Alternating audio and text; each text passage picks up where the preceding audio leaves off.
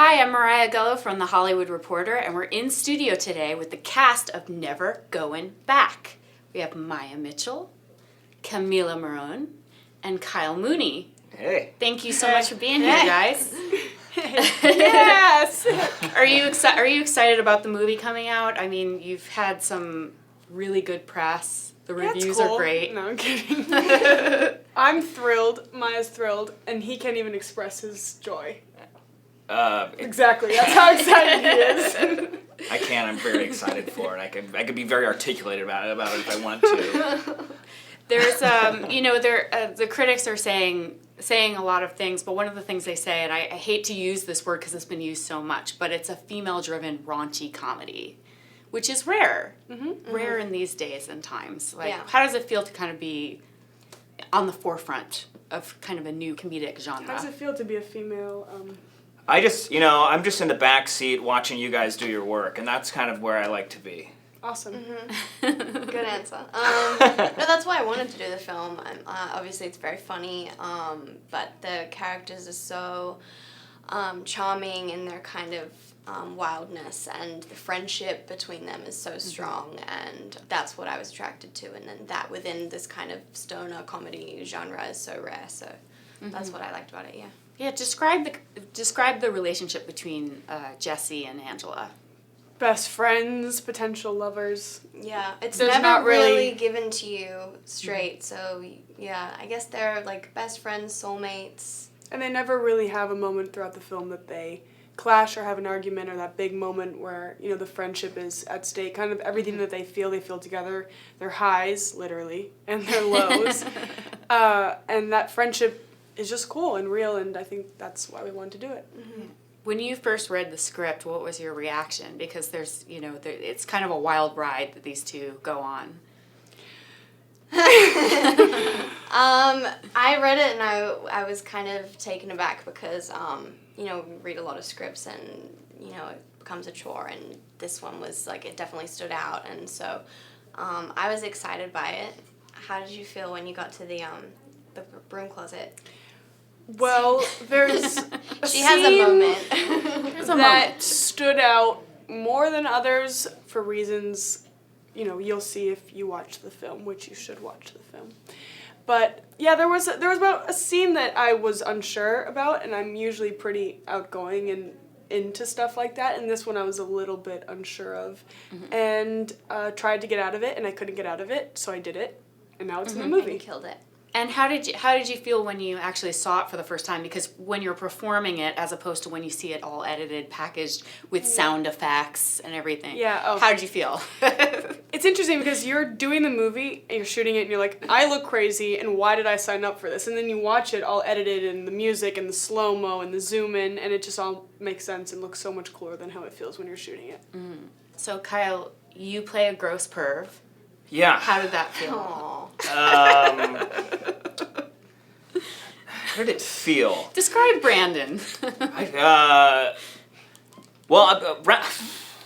Outside of being on screen, which was a lot of fun, I just really liked hanging out with these two. So whatever perviness came through was them allowing me to be silly and them being silly with me. I think we had a chance to mess around. So. But he's a sweet perv. Yeah, I think love so. him. I always like to have a lovable core of sweetness in anything I do. Harmless. Yeah. Whether that be pervert or... But that's nothing like me in real life. I don't have any pervy components or emotions. Right. You don't have any emotions? Just the pervy one. Oh, okay. Well, yeah, I mean, I was wondering how much of these characters was a stretch for you, because they're first of all, they're teenagers. You guys aren't teenagers. And we're not that far from being I am. Yeah, but you had to kind of tap into a certain, that's one of the things the critics are saying, is that you've really tapped into, that teenager vibe, which is, hard to get when you're, a professional working actors, to, be a broke, down on their luck, kind of, don't care what the future holds teenager. I mean, you're all very ambitious people. So how do you tap into that? I've only ever played teenagers, so it's at this point all I know. So that part wasn't so challenging. What was challenging is, like, for me, her energy. Like, this character had so much energy, like, much more than I do. So she was, like, exhausting. One of the things that they're saying is that you remind people of Mooney from the Florida Project, all grown up. I just saw that. You do, I guess, remind me of Mooney. I'll take it. She's so cute. Did you see it? I just saw it on the plane. It's good. Yeah. I'll take it. No, I will take that. Good. Okay. That's actually a really good analogy. That's cool. Yeah. What was it like filming in Garland, Texas? I mean, the backdrop is so kind of drab and downtrodden. Is that what you were seeing in the town, or, you know, like, the locations are amazing is what I'm saying. It helped a lot with what you're shooting. To be in the environment, which is where Augustine, the director, had all these things happen to her and kind of grew up, I feel like when you were saying, was it hard to become these characters, being in that environment, staying in that house, we all shot in that house. It was really small, it was in the middle of August, it was hot. No AC. No AC, a big crew in a little small, room, sharing holding. bathrooms, no trailers, so it puts you in it and you just have to survive.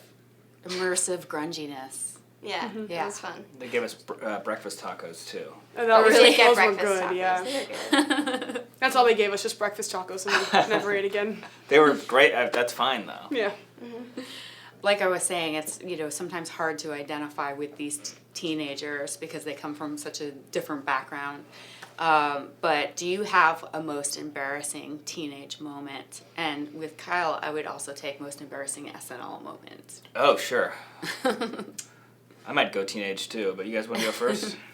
I'm trying to think of something I don't want to say more. embarrassing. Oh man. Oh yeah.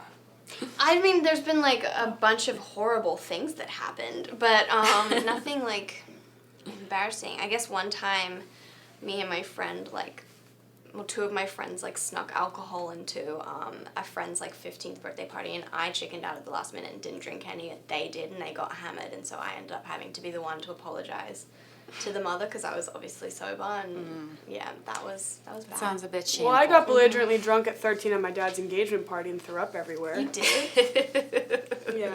You were 13? I was 13. To some people, this might be embarrassing. To me, it's a point of pride. But I was in a conscious underground hip hop group in high school. Ah. Instruments of nice. Intelligence. Nice. Some people are not proud of being a part of it. The other, at least one member, but I'm totally fine. Can we Can get we that find pulled it up? online? Yeah, what are Is your... that Link below. That's for you guys to dig. See if you can find some WAV files.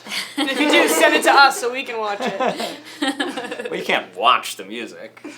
I thought I guess if there's a video. I thought you were doing Videos? hip hop. I thought you were doing music videos to it. Well, Like there might underground be. music videos. There might be something. See? There's something out there, isn't Those there? are some digging. That's what he didn't want to talk about. Now look at his face.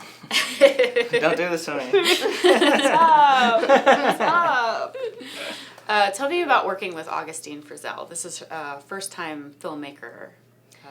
What's it like? Yeah, you wouldn't know. She was really confident, trusted us a lot, which was great, because it is her story and, a lot of what we were doing was pulled from her life, and so, but she was super trusting and, kind of let us just take the reins, and she knew exactly what she wanted, and, yeah.